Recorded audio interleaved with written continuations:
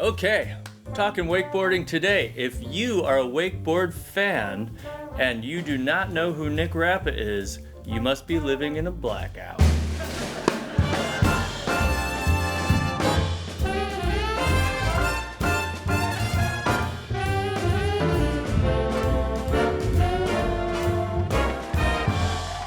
That was a good one. All right, yeah, Cheers to I that. like that. I like that. I like Cheers that. to that. I like that. I like that. Okay, Nic Rapa. Nic Rapa. Let's get down to it. Let's get down to it. Okay. Dominating pro tours, bringing wake riding to a whole nother level. I mean, the consistency and the technicality that you lay down on the water has been just uncanny for the last couple years. You're out, you have an insane work ethic. You take riding, you make it look the way you want it to look. You make it feel the way you want it to feel. Really a precision style of riding and the way you look at the sport. So, what do you do on your downtime? Yeah, downtime, I think for me, probably the last maybe 2 years. So I got married last year. So Congratulations. thank you. Thank you. Congratulations. Yeah. So downtime for me probably now looks a little different. Like I would, my downtime used to be like relaxation for me was like still going to the gym or, still kind of doing something towards like wakeboarding, like kind of bettering myself. And I guess I do long distance with my wife, George. Like a lot of the time still, we're still kind of Because navigating. a lot of times you're in the States Yeah, and she's in correct. Australia. So like she does come over for a few months of the year, but we're still obviously she's got a really good job and And that's stuff hard. like that. And yeah, it's not easy at all. But we managed to like communication and Mm-hmm. like stuff like that. It's definitely key in that situation. So we managed to make it work. But I feel downtime for me probably more so the last couple of years is just more family time, more time kind of switching off. I like to kind of be away from, my phone. Just be more present, Yeah, and, we today in this day and age, you have to make it's huge. an effort to put the phone down and Yeah, turn off, and yeah, yeah. being present is a serious thing. Yeah, And so yeah, for us we moved to the Gold Coast which in is Australia like a couple of years ago. So awesome. we're closer to the beach now.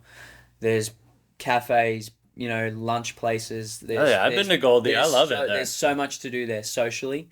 But for us, it more so I adopted a dog in 2020 over here in the States. I remember that. I And then remember. yeah, I used to bring her like on our photo shoots and whatever else, and I sent her to Australia. So she ended up like getting there, and then she'll stay there now and with my family and with George while I'm gone. But I guess more time relaxing now for me is just hanging out with George, and we'll take the dog for a walk on the beach, or just more relaxing. And Yeah. then I think that kind of keeps me. It keeps me in the place where I feel I need to be within. Then when I go back to like needing to train or whatever the situation, I'm more present within that as well. Which Right, right. it's kind of like that. I feel I've always just been on the grind, Right. and I like you said, like I think I've got a really good work ethic, and I enjoy it. I don't do it because Right. I feel I have to. I've got anything to prove, or I do it because I love it. Like I do it Of because course. that's me. That's who I am. So Of course. yeah, it's like being able to switch off and really put more Right. time into not thinking about wakeboarding, working, blah blah blah blah, has like been able to make me more present and still have the work ethic I do and love it the way I Right. do. So So a solid separation for you allows you to be more present in family yeah, time and you're off, correct. your real life, and then it allows you to be more present when it's game time. Correct. Yeah. So I guess other than hanging out with George and family, me and my dad, we both bought jet skis when we moved to the Gold Coast. So I'm absolutely against jet skis on lakes. I won't ever be that Until guy you get on one, then until I you're get on one. Yeah, yeah. I won't ever be that guy on a lake, but we like the waterways in the Gold Coast are amazing. And, Right. 15 minutes on a jet ski, you're out in the ocean and Oh yeah. like the beach and whatever. So we usually go out. There's like a lot of food places on the water and stuff, but Right. we go out and jump waves a lot on the jet ski as well, which is And pretty then, cool. are you going like riding in like the Tweed area and So all that? Tweed is a little further down. We're Right. probably, I would say, 30 minutes more north than the Okay. Tweed area, but Okay. So kind of near SeaWorld, like the Okay. Broadwater and that kind of area is really close to where we are. So being able to go out in the ocean, like it's pretty surreal. I've never kind of got into the surfing thing. I haven't. I need to keep practicing and like going out with friends who are good at it, but yeah, going out in the jets, like on the jet ski and whatever with friends, my dad, whoever, and just it's the way I look at it. It's pretty funny.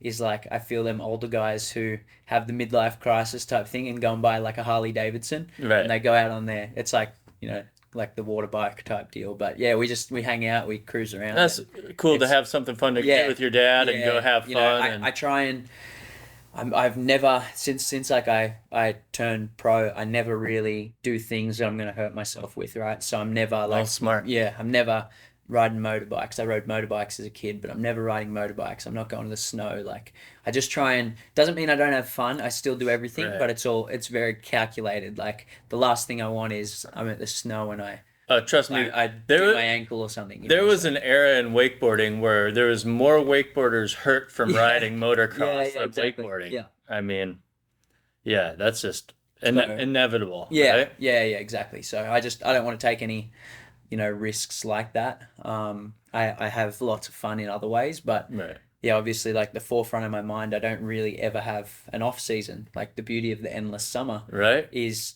I'm kind of able to ride to travel to do stuff year round with coming to America and then doing the Australia thing. Well, I mean the pro Aussie wakeboarder life is the endless summer. Correct. I mean, like we don't like, exactly. technically like yeah, a lot of my friends here in the US even they really I'll look on their see their posts on social media and stuff when I've gone back to Australia, like the September, October. Right. And they're kind of gearing up to go to the snow or they're, taking a couple months off kind of that way.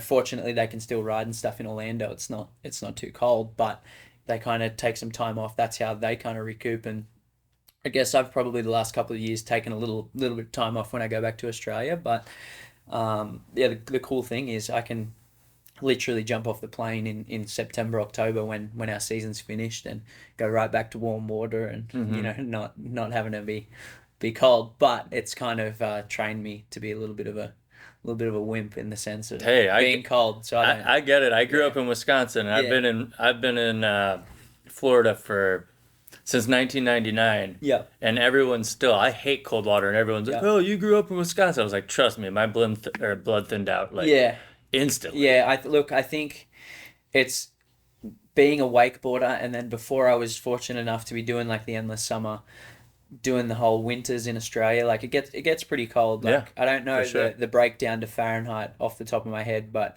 it like the water temperature gets to like 10 degrees Celsius, like where we ride, Right. which is probably low 50s. I was gonna guess in the 50s. Yeah, like low. I don't want to claim to Yeah. to know. Probably something similar. Yeah, but Yeah. I used to do that in just a board shorts and like a vest, no wetsuit or anything. Like when I was super young and hungry and just like I didn't even know about competing, I just wanted to wakeboard. So and I'd literally get out and stand behind the boat for like just doing that. So I get it. If I'm cold enough, if it's cold enough to be cold, I'm putting on a full suit. yeah, no, exactly. I'm fully that way. I'm that way now. So I guess doing that and then being able to be fortunate enough, like I go straight into warm water and maybe for the first couple weeks of me getting to America in March or April, I might wear like a wetsuit top. If we have some gloomy weather, I might wear like a short suit or something. Right. But otherwise, yeah, I'm not really.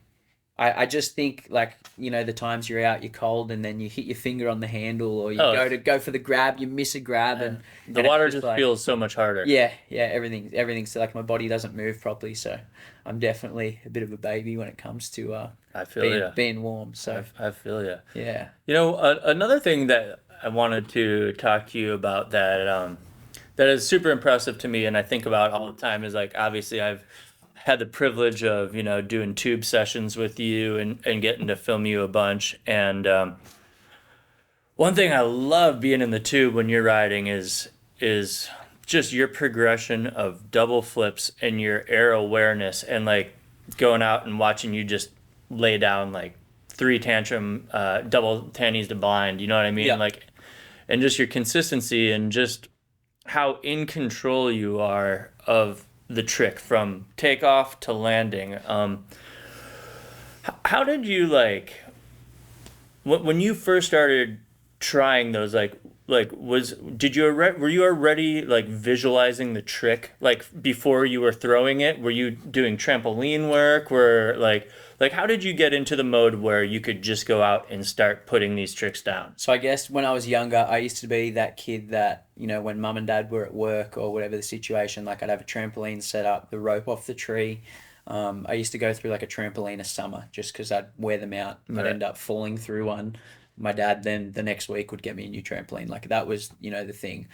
For me, lots of trampoline work. So mum and dad are at work, they're out doing whatever they got to do, and I'm like, when I'm not wakeboarding, I'm on the trampoline. Right. Like I invite friends over from school, and they basically sit there and watch me on the trampoline. Like it was that was my. Did you have thing. one guy that was really good at double bouncing you though? Yeah, Oh, yeah. all the time. And I Yeah. had one of them spring free trampolines, Oh, but right it on. wasn't the good spring free one. Yeah. So it was really bad, and it was like mum and dad thought because I'd fallen through a bunch of trampolines that getting me the biggest 16-foot trampoline was good, but it had no bounce. But I think it was good because it like made me work harder for it, and then Right. made it a bit easier. But yeah, definitely like never a gymnast, never anything like that. I think a lot of people always say like you got the perfect build for like gymnastics, or Right, right, I'm only right. like I'm fairly short, and I think that definitely helps. Like it definitely, obviously anyone can do anything. I feel if they put their mind to it, but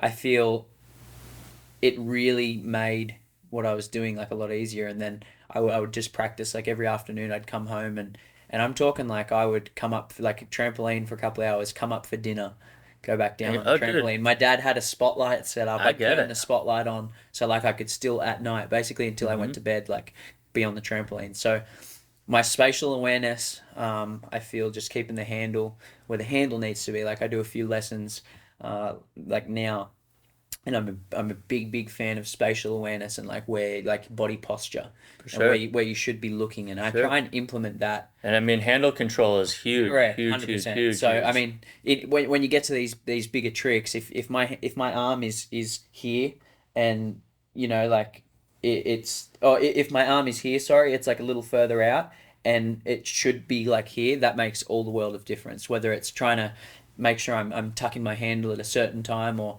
some of these big tricks, like some of the double flips and whatever, like you mentioned. I've got my eyes closed for some of it because I'm still like hitting the wake, and my body knows when to just open my eyes Yeah. again, and whatever the situation. But kind of, yeah, fast forward the trampoline stuff. I was really scared. Like I started trying double flips pretty early. I started trying them at like 14, and it was just everyone on my head or on my chest or my stomach or Yeah. whatever the situation. So I think once you do one, you kind of get over that fear of going Right, upside right. down twice. Like I was trying it on the water before I could double flip on a trampoline. So I then friends of ours had an actual gymnastics thing, and I would do like try double backflip into the foam pit. And so being able to do it into the foam pit and get over that fear of like going upside down twice, that helped. I'd just go there like of an afternoon and just practice double backflip. And then I guess, yeah, it translated to the water. Like once I landed my first double flip, double half cab roll, I just worked hard. Like I'd go out and do 5 or 6 of them a set. And then I think a month after that, so my first double flip took me 5 years. And then a month after I landed my first one, I landed double toe side back roll. First go of ever trying. So I think it comes hand in hand. And then obviously from then, it's just perfecting that next invert, perfecting the grab on that next invert, and then obviously taking it to, my spatial awareness is this, I do this, and I know if I'm going to be, without trying the trick, I know like if it's within reach or not. Like I'm never one of them people, oh, let's just huck it and see what happens. Like I don't believe in that. That's not very calculated. I like to be I wouldn't say I like to like be calculated. I'm like a book, but at the exact same time, I like to be smart. Like I don't love the idea of trying something that I could potentially really hurt myself on. Like if it's not within Right. reach, and then I'm nursing an injury for the next month and a half. Like that doesn't excite me whatsoever. So when you were talking a little bit ago about being, a calculate, or, the calculation Mm-hmm. of, and you don't want to just go out and huck stuff. Yeah. You're more, it's a calculation for you. Is that more of a preempted calculation? And then, you were saying a little bit ago about how, the muscle memory, you like on a good double, like you'll have your eyes closed for a minute, like taking off the Yeah, weight. yeah. Is that something that like is the thought process all the way through the trick? Is it calculated? Like, are you thinking like in your head calculation, or is that like a precursor to what you're going to do, and then you kind of get in the zone and let it happen?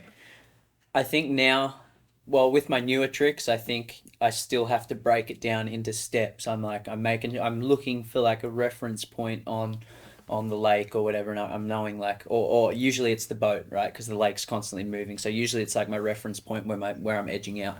And so like my newer tricks, like say the double tantrum to blind, I'm edging out, and I'm kind of like I know I need to be edging to here. When I don't edge wide enough and I'm edging to here, I know that I probably have a little more tension. I'm not going to have the little bit of like slack rope I need at the right time for it then to go tense, and so I know there's them little things. So I think the newer tricks that I'm working like into perfecting, Right. and I mean you've seen kind of the way I ride, you'd probably say that most of the tricks I do are perfected, but to me, like I can still make them better. I can Right. still hold that grab longer. I can still maybe take it a little bit bigger, whatever the situation. But the newer tricks, I'm definitely still breaking it down, Right. and I'm more calculated in the sense of I'm sticking to the script. I'm sticking to how I feel they got to be done.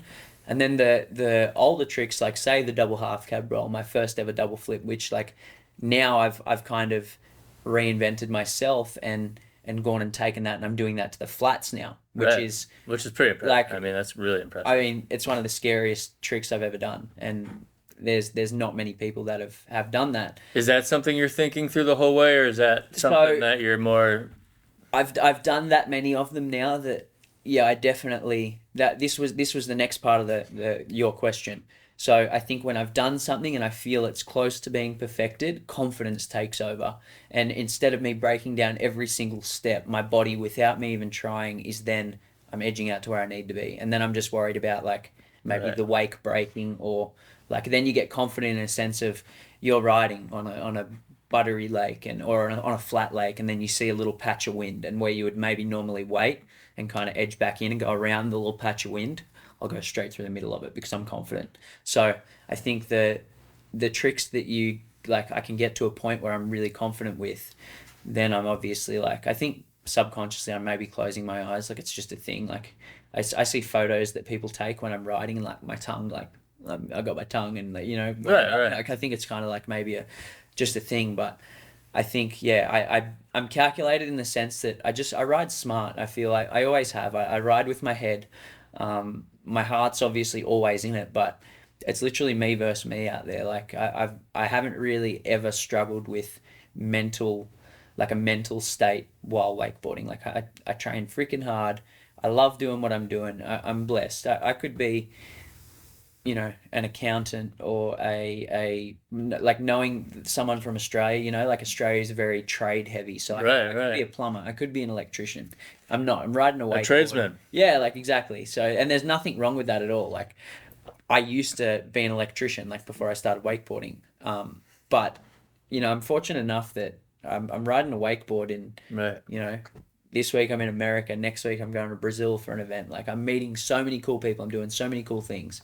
So I feel I'm so fortunate to do that. I've never struggled with, and I'm so fortunate about this as well, because you see them athletes that just like have so much potential and they just go through these slumps, and whether it's like just personal life getting involved, because it's hard to Right. have that disconnect. It's hard to Right. have that Right. like, okay, I'm going to go to the gym, I'm going to put my phone down and I'm going to do what I got to Yeah. do, and then when I go out in the boat, like I'm gonna listen to my music and I'm gonna get hyped and I'm gonna ride. But then, like, obviously, if you take the contest route, you need to be able to go there and be under pressure and then do that same ride again, like in a contest. And everyone is completely different. But I'm very fortunate that I feel I've never really struggled with that like mental block when it comes to tricks. Like I either land something and I land it reasonably, I would say, like quickly, or like reasonably take a very efficient route with landing that trick. And then yeah, it's just a game of me, like, and I love the process of grinding, like trying to get a trick consistent, especially like hard tricks. Right. That's kind of, I feel that probably has a lot to do with my style of wakeboarding. If you say like who is Nic Rapa on a wakeboard, that's probably, I love grinding. I love like putting in work, doing reps, getting The work tricks that goes into making yeah, it happen. yeah. I But get it. like, it's someone, I'll do like a Ronix demo, like out on the road or whatever the situation, and someone will be like, "Man, you make that look too easy," and like my reply is like, "That means I'm doing my job right." You know what I mean? Like, Mm-hmm. if I can make a double flip to the flats, or like there's been times where we've been out in the Lake Ronix boat, and we haven't had much weight in it. We've had a group of people out. Like, obviously, you fill a boat Like with we got a people. square when you go, Yeah, and correct, there's a correct. We bunch of got dealers dealers out, and yeah, like the wake obviously isn't that perfect. Like two or three people in the boat and the wake absolutely perfect. It's a little bit messy. Everyone's moving around. They're filming. They're stoked, and we're all for it. But like I'll go out and I'll do a double flip behind the boat, and it's got like no added weight, and right. people are moving, and they're absolutely stoked. And that's like me challenging myself. But like I know, like my consistency, um, I can do that. So that's something I thrive off as well. So But the cool thing about that is, that's growing up and riding in the Midwest, I rode a lot on public lakes and not great conditions, and it kind of conditions you into being adaptable. correct. And the cool thing about what you were saying is that like demos and stuff like that, you don't need to have just, macked out perfect conditions, huge wake. And the cool thing about that is that you can bring wakeboarding to The masses, like people that yeah. don't normally get to see it and Correct. make them stoked. And, all these wakeboard fans in different places of the world that don't have access to these crazy boats and crazy wakes, you can bring that to them and stoke them out and get them hyped on riding. And that's awesome. And I feel that's definitely been a goal of mine, like ever since kind of making it as a professional wakeboarder. I feel it's very intimidating. Like it's even people wanting to like get on a wave. Oh, I can't afford the big boat or the best board. Like I'm not even going to try it. Right. And it's like okay, I'm fortunate enough. I feel I ride the best wakeboard in this industry, and like we've shaped a board that's user friendly from beginner to advanced, and I'm fortunate enough that that's what I ride. But like it doesn't mean I'm gonna sit there and comment on someone's post or be like, nah, man, you're not cool. Like you're riding a really cheap beginner way. Like that doesn't, like, as long as you're No, out it's on the getting water and, people on like, the water, we 100%. teach, like when we're out doing our demos and stuff like that, like we teach so many people how to wakeboard, and like the smiles on their face from ear to ear, like all of a sudden it seems like it's something that they thought wasn't achievable, and because they can't go to the lake every weekend and it's not accessible, that like they're not even going to try, to like all of a sudden, oh wow, like maybe the 2 hour drive to the cable park because we can't Right. afford a boat, like maybe we'll just get a board, and the two or three kids we've got can share that, and we can we're doing something, and that's what it's all about. And Like that it's opens up doors. correct, correct. 100%. So they might 100%. meet someone at the cable who then has a boat at a lake, and hey, like, and this community is so much like that. This community is a community of people where everyone wants to help everyone. Everyone just wants to like share the stoke, Right. and that's something that I feel I've really taken like pride in, is like trying to share wakeboarding with people who probably never thought they could have wakeboarding. And I feel like at that grassroots level, like you're saying, like that community is very inviting. It's Like huge as well. local Yeah. contests, you meet people and they're like, "Oh, well, come out with me and the kids and whatever," and they're bringing Correct. people, and Like me and my family were once there myself. Like 100%. when I started wakeboarding, it was behind my parents' water ski boat. Right. That was like a remount boat. It was off like not even a wakeboard tower. And shortly after I started, my dad got a wakeboard tower like welded to it, and like a year and a bit after that, we ended up getting a wakeboard boat, but it was kind of like an entry level bow rider, but it was like their wakeboard edition. So Right. wake was to me monstrous and absolutely crazy, but in hindsight now, it still wasn't really that big, but that was like that next step. And I still went out and rode behind the water ski boat like a lot, just it then went to, I'll go out behind that and I'll do a set of practicing blind landings and Right. I'll have 100 stacks, but that's it's still, and it kept me grounded. Like it's really cool to see people getting on the water for the first time, and For sure. just the whether it's wakeboarding, wake surfing, like whatever, it's cool. That's I feel, so a question I get asked, like, what do what's your goals? What do you want your legacy? Like, I don't know. I still really don't know. That's not a question I really know the answer to. But I feel while I'm kind of in the little bit of spotlight that I may have through my contest riding and whatever, like, I just want to show that being on the water is fun, and I urge as many people as I can Right. to try it while I'm here. So And what you were saying a second ago leads me to something else. You say you were riding the best board in the industry, the Blackout one, right behind you here. Like, tell me maybe a little bit about your process with like Jay Stanley and bringing the Blackout core into the one and taking the one to another level, and kind of like how that whole process has affected your riding and being a part of the R&D process.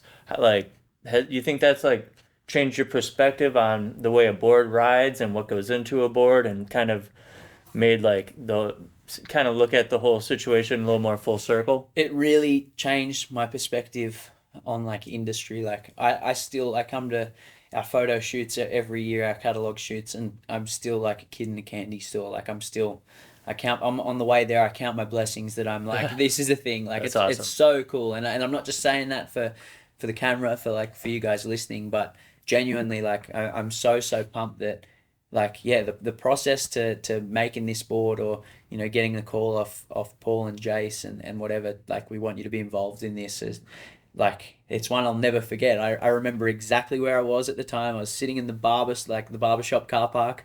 I was about to walk in. I missed my appointment completely because I was like, this is more important. Like, it's something I won't That's won't ever. awesome. And that to me is part of part of that R&D Oh, process. Like, 100%. so yeah, like, to give you a little rundown, like a little bit of a backstory as well. It's really cool that I am obviously where I am with the one Blackout today. Like, the first Ronix I ever rode was a one time bomb. Very cool. So that was like the first Ronix I rode. Instantly got on it, did every trick I could do. Every trick I did looked absolutely polished. Looks like the best I had ever done that trick, and it instantly felt like the caliber of quality. And this was back in 20 late, so like November 2015. Mm-hmm. The I was just like, instantly, the quality of the boots, the quality of the board. I'm edging out, and like, something that I should really feel like, oh, maybe it feels a little bit awkward. I've never ridden this shape before. It felt like I had taken 3 sets on that board that day. Right. So that's really, really cool to me. Fast forward, I did my pro year, was kind of the year that I started riding Ronix, and I've done all these competitions, I've done everything, and I've done it all on the one board. And I look up to Danny, I look up to Parks, I look up to Chad, I look up to yourself. Like, I look up to so many of the guys on the Ronix team, and to be able to go to the photo shoots and hang and just get a call off you, hey, we're gonna film, come out, getting to hang out and like see the process of you guys. Kind of, you guys would always be doing a bit of the R&D and stuff like that. Mm-hmm. When we were out, I was always like, damn, that's cool. Like, that's something to work towards. And like, obviously me, I start my grinding and whatever. And yeah, I guess kind of when I got the call off Paul and Jace to be involved with, we've got this Blackout core and we want to put it in the one board, but we're not just throwing this core in the one board and calling it a new model. Like, Right. where there's more to it. And I realistically started, this is something I think is really, really cool, and I think not enough people know about, like, Ronix as a company. We started testing boards like early 2019. Right. We started putting, trying different things and trying different things in the one board and whatever else, like, early. And Oh yeah, my first pro model wasn't until 2021. The first right, one blackout wasn't until 2021. So right.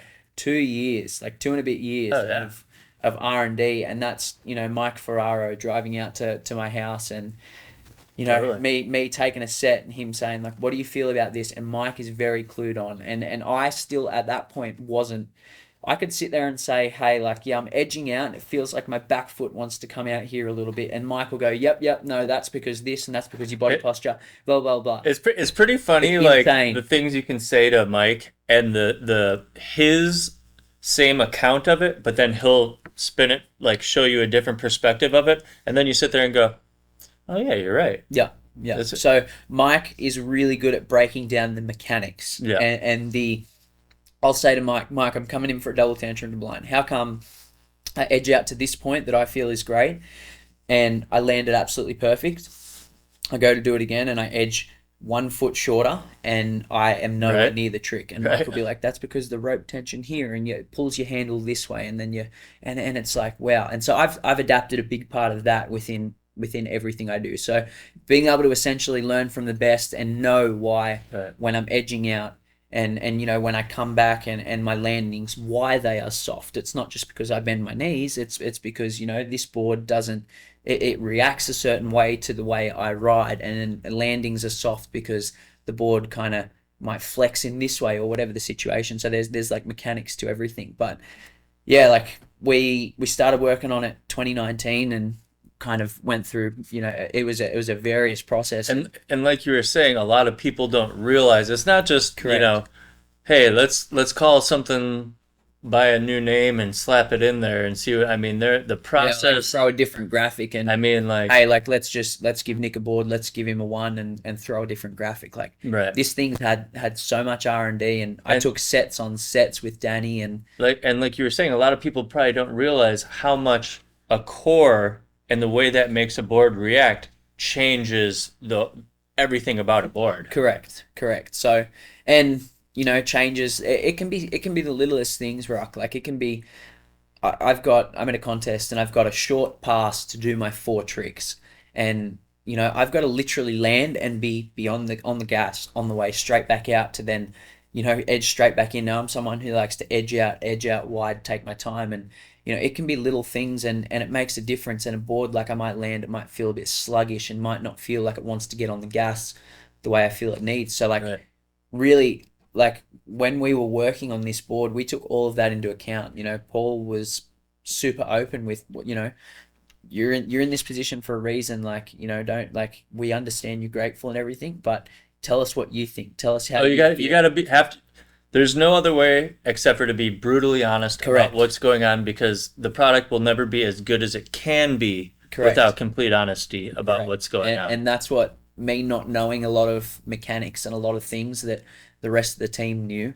That's what basically Jace would keep telling me, or our guys making the boots or the handles or whoever. That's what they would always tell me. Like, don't sugarcoat it. Don't say, yeah, like the handle is great, but like tell us that Right. if it's breaking, how it's breaking, how you did it. And that's why I think we're on the forefront of, like we are. I feel leading the pack with R&D and with quality. And yeah, so we worked kind of. I was on the phone probably twice, 3 times a week with Jason Paul, trying different things, trying Right. this, trying that. Trying to.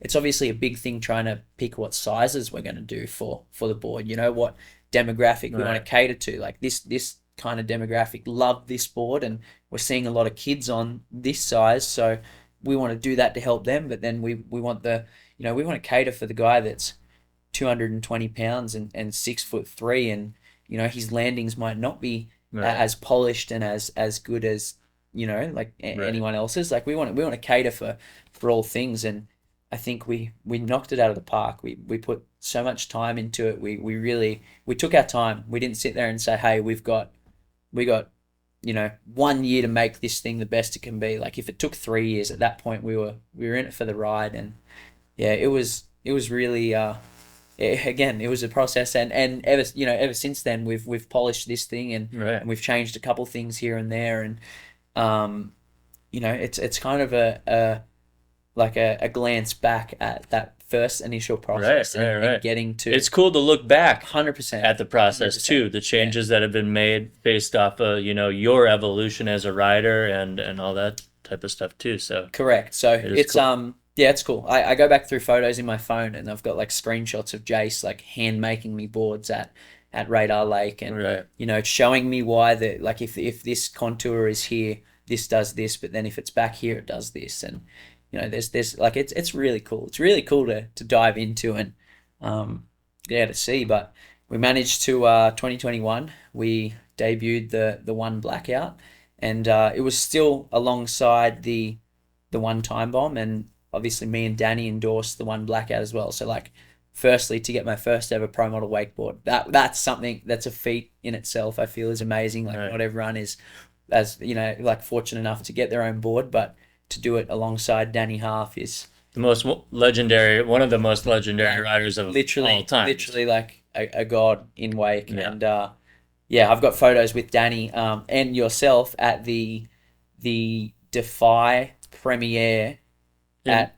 Penrith. I remember that. Yeah. I remember being there. At that point, he was doing like a quiz because Defy had just dropped. He was doing like a quiz on like how many gold medals. We were there with Stewie. Yeah, correct. How many gold medals did he win in X Games? And I had watched Defy. This is when it first premiered. I'd watched it so many times. I'm like, 4. I think the answer was 4 or something. I'm like 4, and I won a pair of board shorts. I got a photo with you guys in the board shorts. So like, that's, you know, now I've got your guys' phone numbers and we speak pretty often. And yeah, like kid in a candy store to have a board with Danny and promote it. And then yeah, gradually, like we've still the last couple of years we've been, you know, working on newer stuff and kind of changing the board. Like still it's hard for me every year to look at how do we make this board better for next year. Yeah. And like we are still finding ways. That's amazing. Well, Nic, it's an absolute pleasure to talk to you. Thank you. It's a pleasure to get to film you, and congratulations on your success. I appreciate it. Kick some ass this year, my friend. I appreciate it, buddy. Cheers. Thank you.